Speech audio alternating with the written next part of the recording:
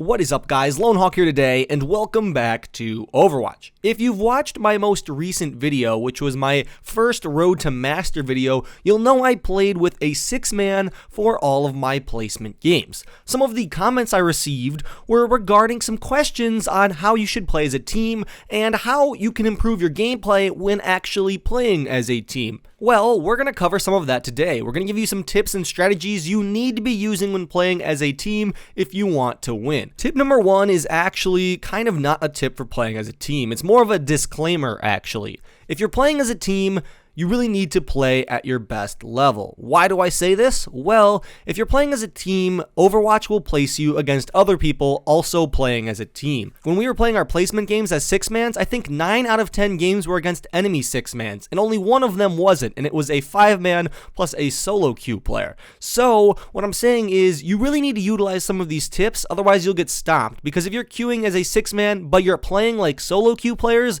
without communication, without any strategy, you're gonna get destroyed, even if the enemies aren't that much better than you. They just have better communication and coordination. So the tip portion of this is practice with your team, use communication, and actually try to come up with strategies, which we're gonna cover here in a bit. Basically, follow my other tips. That's tip 1. Follow my other tips. Tip number 2, or my first real tip, is come up with a team composition and a backup team composition ahead of time. Not on the spot, ahead of time. This means you should have a primary composition that you go into every game with, usually, and you have a backup composition you can fall back to if the enemy team is countering you or you just need to mix things up. This will help you tremendously. We played our first placement game and we lost when my team was playing because we all kind of went into the game. We had no idea what we were doing. We didn't have a composition ready, and we all kind of started switching in the middle of the game because stuff wasn't working, and it was just a mess. If you have a predefined backup team composition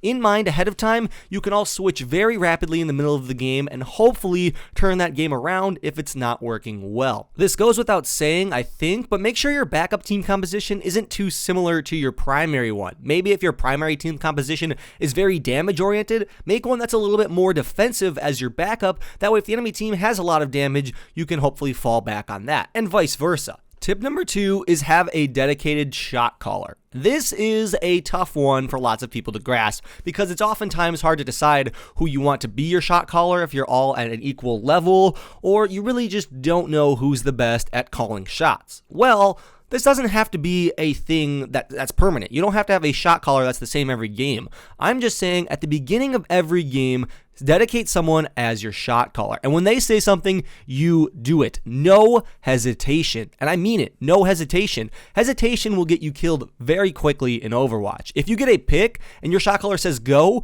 you need to push in because that's a 6v5 fight and you guys should have the advantage. If you don't have a shot caller, sometimes you can get a pick, but then you all sit around, nothing happens, and the enemy team's person you killed will be back before you can actually utilize the fact that you guys had a numbers advantage. So having a shot caller is going to be extremely important. Try every person on your team. Maybe go through different games with a different shot caller and see who you have the most success with, and then make that person your shot caller. It doesn't have to be the same every game, but it should be the same person throughout every game. You shouldn't switch in the middle. My third tip for playing as a team is one that you'll have to develop over time. What you're going to want to do is learn what counters your basic and your backup team composition and learn how to counter your counter. For example, our team struggled a lot with enemy flankers. Pharah, Genji, and Tracer all messed us up pretty bad, and we really didn't have a composition that could handle them. We switched to Winston a few times, that way we could counter them, but it didn't work too well because we didn't have a composition built around that Winston or against the enemy flankers.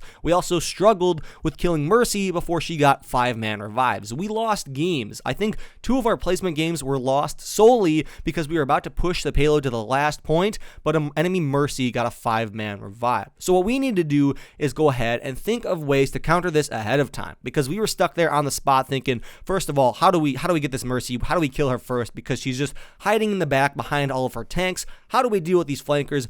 These are things we need to think of ahead of time, make a plan, and test that plan. And if it works, we keep doing it. If it doesn't work, we make a new one before we play our next game. So basically, learn your counters and learn what counters them ahead of time. Don't try to do it on the spot. My next next tip is about communication. What you want to do with your team is obviously be in voice comms, and I don't mean in-game voice comms. I mean get somewhere else. Get a Discord server, a TeamSpeak server, even a Skype call. You want to be in comms that aren't the game's comms, because the game's communications are pretty bad in my opinion. So first part of this tip is obviously get in communication somehow and be sure you're talking to each other. You really need to be talking to each other. If you're using text chat, it's just too slow and it won't work well. But the real portion of this tip is do exactly what your team would expect. And if you're not doing that, communicate it. By this I mean something I'm guilty of is playing as Reaper. I usually like to push with my team, but occasionally I go to try to flank behind enemy lines to get a pick and get an advantage. That way we can take a point or take the advantage.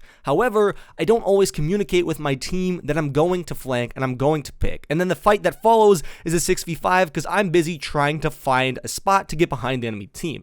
And then we lose and it's pretty much my fault. If you're doing something your team wouldn't expect, if you're veering away from the team, if you're about to die even, or you need help, you need to be telling your team every action that they don't inherently know. If you're all grouped up as 6, obviously you don't have to say like, I'm with you, although it's not a bad thing to say. But when you're doing things your team wouldn't expect or they don't have any way of knowing without like looking at you, you need to be telling them. They need to know your every action. And if your shot caller, which you should have, says not to do it, you don't do it. Even if you think your shot caller is wrong, even if you know your shot caller is 100% wrong, you got to listen to him. Discuss after the game why you think he was wrong, and then make that decision as to switching your shot caller or maybe evaluating that situation differently next time. But on the spot, you need to be listening to him because most of your team is. So if one person isn't, your communication is not going to be there and it's going to hurt you. My last piece of advice here for you and your team is to play Overwatch outside of the competitive game mode, whether it's in quick play or maybe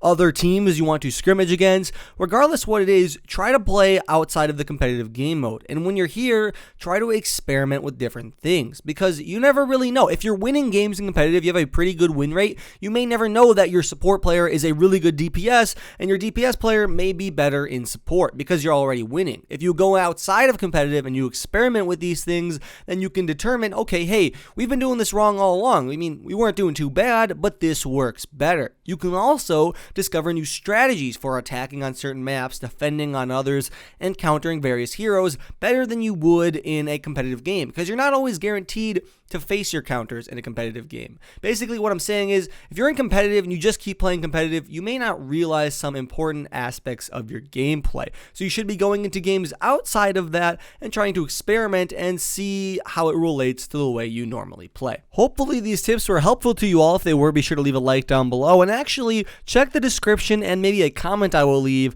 for ways for you to find teams, because I realize now after making this video, you probably all don't have them. So I'm going to put some resources down below to help you find a team and hopefully play with them and maybe get better and utilize these tips. That way you can improve your competitive rank. Hopefully you all enjoyed and I will see you all later. Lone Hawk out.